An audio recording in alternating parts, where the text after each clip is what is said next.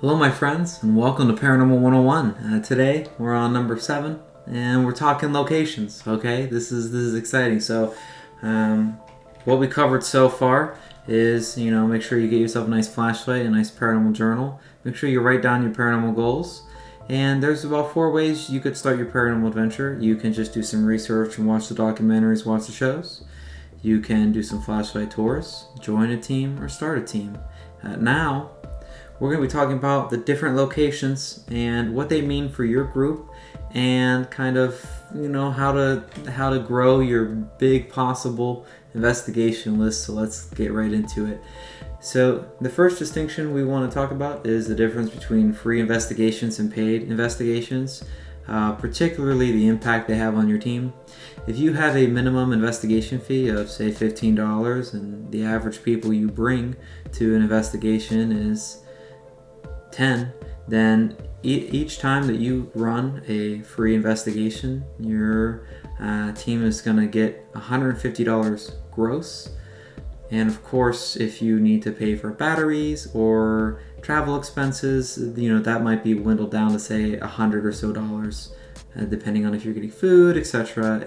Every group's different, but free investigations, in our opinion, are the bread and butter of at least small teams that don't want to contribute a large portion of their income, because you can still create magical events and really wonderful paranormal experiences at these free locations. And it's a great way to get everyone involved, get a lot of experience under everyone's belt, make sure everyone's got these great times, and it's cost efficient, and it's actually making your group money for reserves. And what you could do with this money is you could help supplement larger locations. You can use it to buy more equipment, buy batteries, or just in general have some kind of backup just in case people have to back out last minute and you still have to pay those investigation location fees. If you book Madison Seminary for $300 or $500 and a couple people back out last minute, your group is still on the hook. So it's nice to have that cushion, and it's nice to get excited about a big location like the Ohio State Reformatory. If that costs $2,000 and $200 a person or $100 a person is out of our budget, we can do these smaller locations to lead up to that. Or if there's a big piece of equipment like a thermal camera that you're looking forward to, that's the power of free investigations. As long as you're asking people to contribute because you're planning this wonderful night, I think $10 or $15 or whatever you feel is accurate to help contribute to the team, that'd be perfect. And it's a great way. So that's the difference between free and paid investigations in terms of your team. Now, there's big locations, there's free locations, and there's private residences. And I'm not really talking too much about money here. Like the big locations, they're the ones that are going to cost $300, $500, $1,000. They might be a little more over investigated. Like you go to these giant prisons and the question is, can a location be over investigated? I'm sure it can, and that's why they say that. It's such a spectacle. If you're taking your team to free investigations, like if you have a client and they're letting you investigate their office, or if some people that have houses that might be haunted and you're trying to help out, you might go to some private residences. The experiences that you get from the big locations like the giant prisons to the free locations that might be small, tucked away places that aren't rarely investigated, and the activity that is at private residences, they're all different. You most likely are going to get the most activity at private residences if it's really haunted. Next would be free investigations, and then next would be big locations. But in terms of the spectacle, like the giant prisons, the rich history there, you really can't beat those big locations that sometimes you drive an hour, 2 hours away to. And it's really such a wonderful experience. And I think the real power here is to do all three as much as possible. And what we recommend people do is they create a B-PIL, or a big possible investigation list. The big possible investigation list you can revisit every quarter or annually or whenever your team sits down.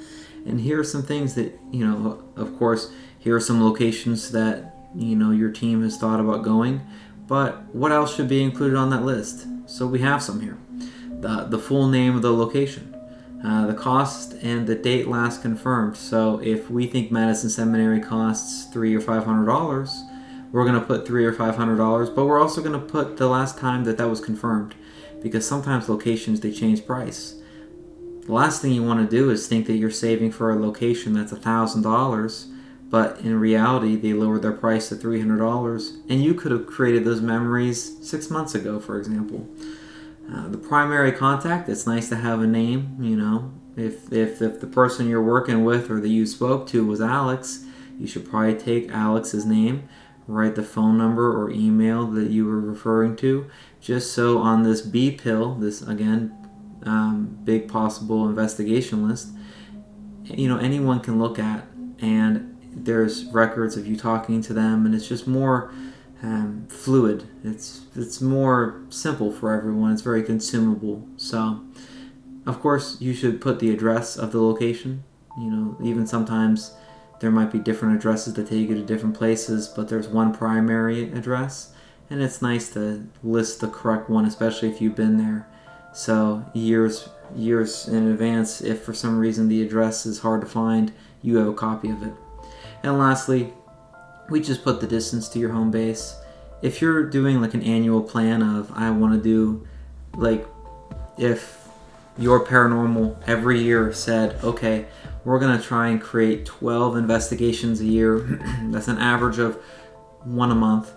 And we know not all of our members are going to be able to go to these locations, each investigation, but we at least want to, give them the opportunity.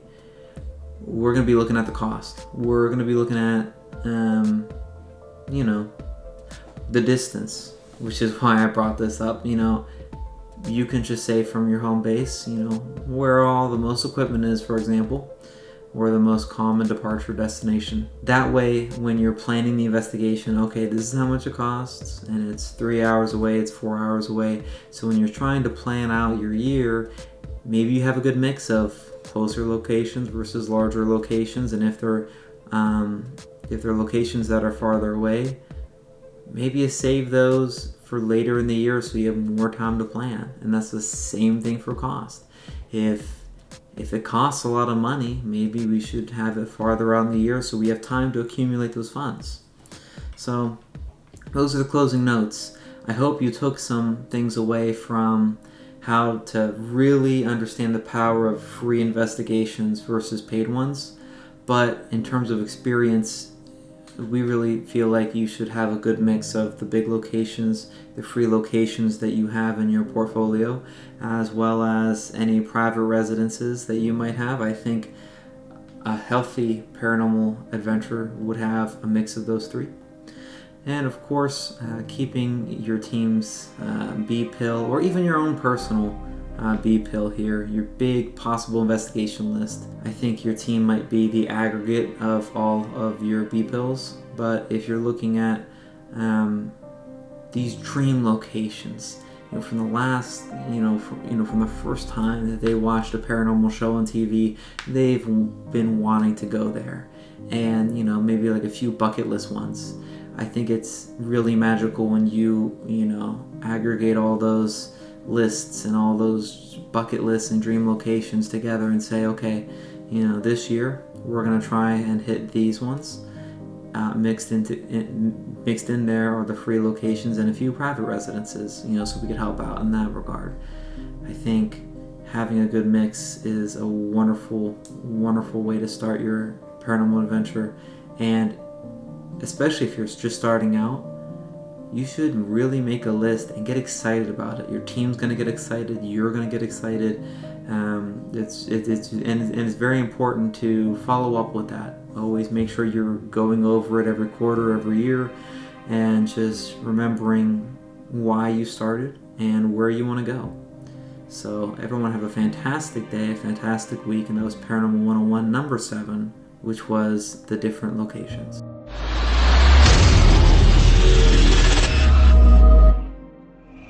Scary Games Saturday. Real ghost hunters play real scary games.